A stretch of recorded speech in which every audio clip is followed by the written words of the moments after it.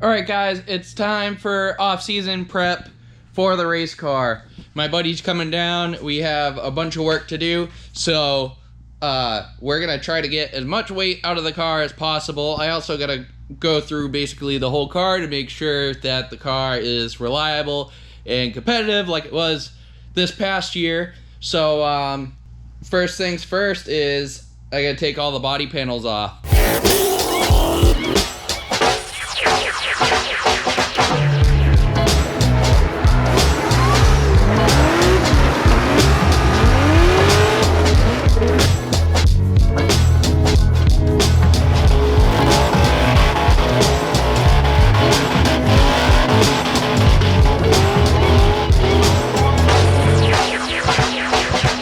I gotta take all the body panels off because those gotta get replaced. They're pretty hammered. It hasn't made it out. This is a new fender because other fenders smoked. This door is not too bad. That quarter's okay-ish, but pretty beat in the back. The hood managed to make it out good besides one scoop that flew off. Front bumper's messed up. Headlights messed up. This headlight's been messed up. This fender's messed up.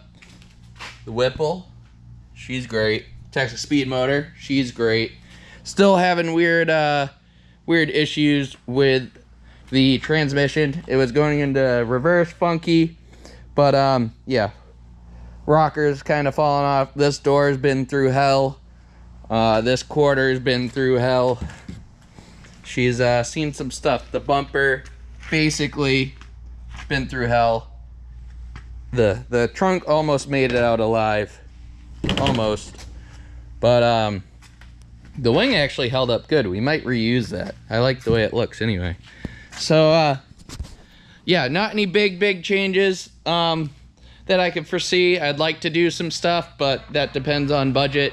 So we're gonna be a lot of just going through, checking things, making sure we're good to go for next year, and hopefully we'll get some fancy stuff for it.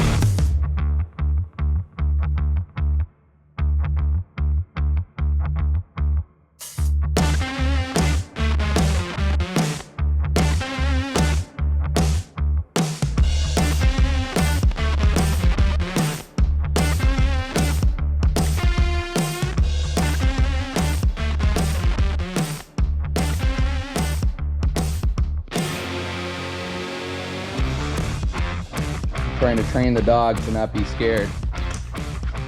He's really happy I didn't start the race car, but he still is shitting bricks that he's in the shop. Poor guy. We're gonna pull the motor out and we're gonna fix the radiator because the radiator used to hang way back here.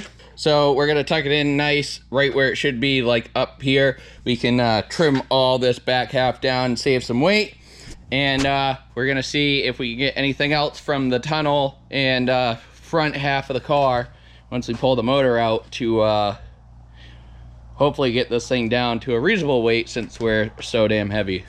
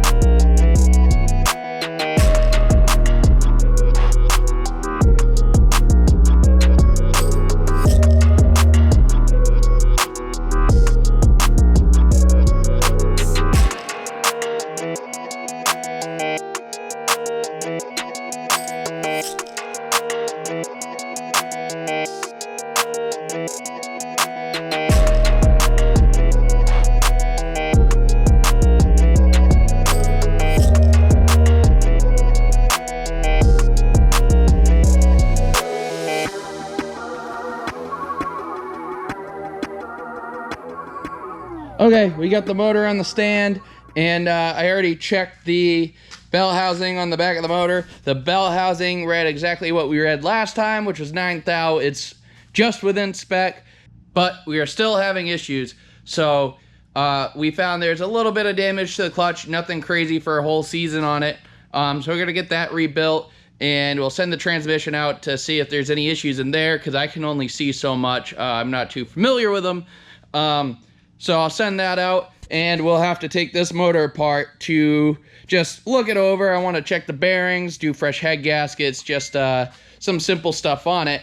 But besides that, everything's been fantastic, and I just want to make sure that we have a great year next year. And everything was super reliable this year, so I just want to redo that whole process. So that's what we're going to do. I need to get this over to Texas Speed. So I'm gonna strip it all down. We're gonna take the blower off, the heads off. We're gonna inspect some things, but basically strip it back down to a short block. That way I can drive it down there and they can take a look at it and make sure it doesn't need bearings or anything for the new season. So let's get started. Gonna be pretty easy. I shouldn't have said that because that means it's gonna be terrible, but gonna start here with the blower.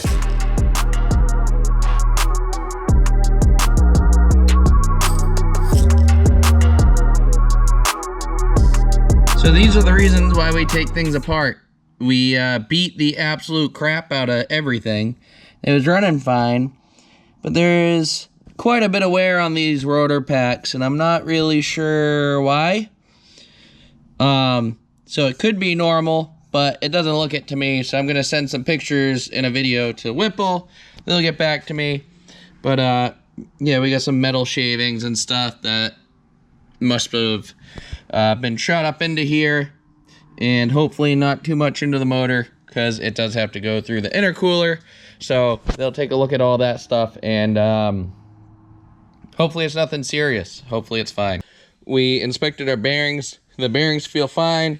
We looked in the inlets of all these injectors. They look clean, but we do run 85, so we're gonna clean and flow them anyway. So these will get sent out. Then you want to check your bearings on your supercharger pulleys. So these are a nice double bearing. You want to just check them for slop, and I probably should have did it before I pulled them off, but I really want to get the supercharger off to look at it more. So they all feel super nice, good to go, and our cylinders look really clean. There's not a lot of burn back in all of them.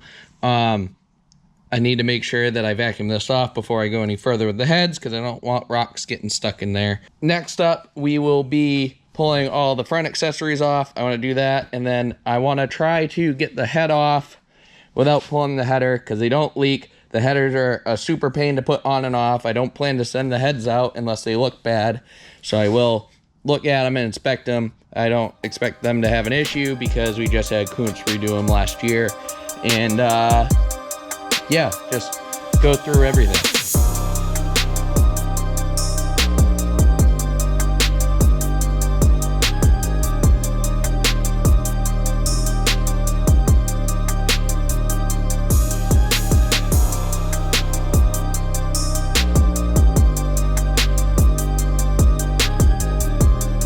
Okay, so we can finally look at some stuff. So what I want to check in here is I want to make sure all my followers look good. None of the bearings are scorn or broken. Sometimes the needles will come out of them. Everything looks good. The cams look good. I'll have to pull the cam caps to check the journals, but I'll do that after. Another thing, we want to check our chains, make sure they look good. These are AccuFab secondaries and then factory primaries. As you can see, I use factory adjusters here and guides. They look like they're in good shape. I'll probably replace them anyway, but they do look good, so that's all good signs. People tend to change these out every season on their drag motors. I don't know if I will yet. I'll think about it, but all the chains look good. Our boundary gears look fine, so these can crack, but I don't see any cracks in them and don't expect to see it, but all things that I am looking for to make sure that everything is good. So do the same inspection over here, and then we can pull the timing chains off and pull the heads. All right, so all the cam journals look good except for this one, which is pretty lame. Haven't had any cam issues before, but you can see there's crud in the head from this thing being not super happy. And it's kind of like rolled over on the edges, so it needs to be cleaned up. The motor's not bad or anything. Yeah, the cam cap's pretty rough. So I'm going to talk to the engine builder about this and see what they have to say. But I should probably be able to just put a light hone on it, make it nice and shiny, clean the cam up because the cam doesn't look too bad. It actually looks pretty good for how bad that cap looks. And we'll keep on rolling. So hopefully it's not anything super crazy because these are GT350 heads. So they're super, super nice. Okay, so we got the head off. Looking at it, it looks pretty normal. The exhaust valves, I'm pretty sure look like this because of the E85. They're a little bit corroded, a little bit burnt. But I'm pretty sure that's normal. Once again, I'll send the pictures, see what they have to say. But I don't see anything that looks crazy. There's like no detonation marks in here. The plugs look good. So I was having a little bit of cooling issues. You can see here, this is like plugged up here. And that's going to really cause it because that's right where the temp sensor is. So that would cause your heating issues right there. So found why the car was running so hot was because this was plugged. So the car's probably running actually super cool. So that's good to know that was like that. So I'll go a little bit easier on the copper spray this next time coming up. But you can see there's flow here. There's actually not a port there. What the hell? Strange. That's pretty weird. I don't know why there's no port there, because that's where the coolant sensor goes. Gonna have to do some investigating. I wonder if there's a hole in the block. Come on. Yeah, there's a hole in the block. I'm gonna do investigating.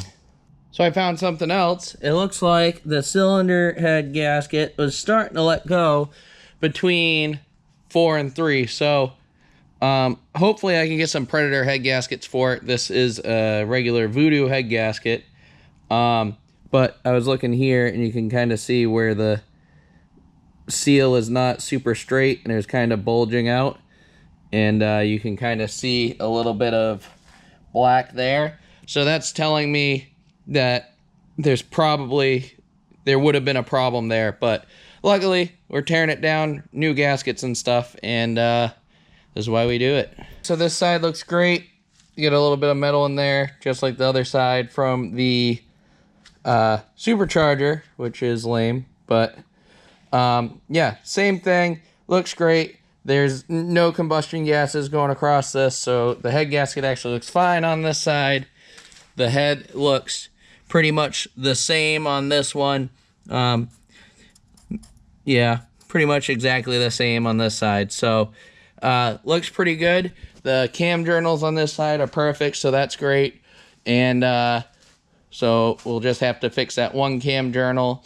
And next will be to pull the oil pan, but that's going to be tomorrow. All right, so I made my mandatory mess, and we got the engine flipped over. So next up, we're going to just be pulling off the motor mounts, the oil filter housing, and the oil pan. And we probably won't see too much in the pan and stuff, but let's see, because we're not taking the rotating assembly apart. Texas Speed is. Okay, so looking at our strainer here, we got a little bit of RTV. There is some metal, but it looks like the aluminum from the cam is what I would guess. So it's not filled. I already knew there's a little bit of metal in it because of the filter. I have no idea what this little goopy stuff is. This goopy stuff is kind of weird. It's almost like fabric-y. No idea. Maybe some belt. There's a lot of belt everywhere all the time. But, yeah. Nothing too crazy yet. The pan sucks because we dented it, hitting the rumble strip, and it's like right at the pickup. So we're pretty lucky that we didn't starve the engine of oil, but luckily it's a steel pan, so it'll be pretty easy, hopefully, to fix. We'll just sit it down and beat the crap out of it. But next up is pulling the oil pump off, and we're actually going to inspect the oil pump gear, because this is a one of the first prototype gears for Boundary for their new double suction, double pumper, super fancy Johnny for the GT500s. All right, let's take a look at this Boundary pump. A little bit of wear in there, nothing crazy. They do have a pretty fancy coating on here. Come on out of here now. So it's got a little bit of light scoring. I mean, it does spin against the face, and it's got a, you know, a protective layer on there, so I'm not worried about that. The big thing is in here, in these grooves. If you can see, there is like zero pitting, zero wear on these at all. They actually look super fantastic. So yeah, these look great. That's a full season of a shit ton of abuse. So if you're wondering if these new pumps are good, 100 psi of oil pressure like all the time, and yeah, they look great. All right, so everything looks super good and clean down here. The bottom of the cylinders all look really good. They're kind of full of oil, but I don't see anything at the bottom of them, so I don't expect anything crazy. And then everything spins good, looks great. So I don't expect that they're going to find much wrong with this, if anything. I think what I was worried about was the cam journal, but Texas Speed will take it and look at it anyway, and we'll be back rolling nice and new and fresh with everything for next season. All right, so I hope you liked the video. The car's coming together great. We're gonna get this engine sent off and get inspected. So make sure you like, comment, subscribe, and we're gonna be doing more videos on the race car here soon, as well as giving more updates on the Fusion. So make sure you check out the new website, chrisleonardracing.com. We get a bunch of merch, and we'll see you later.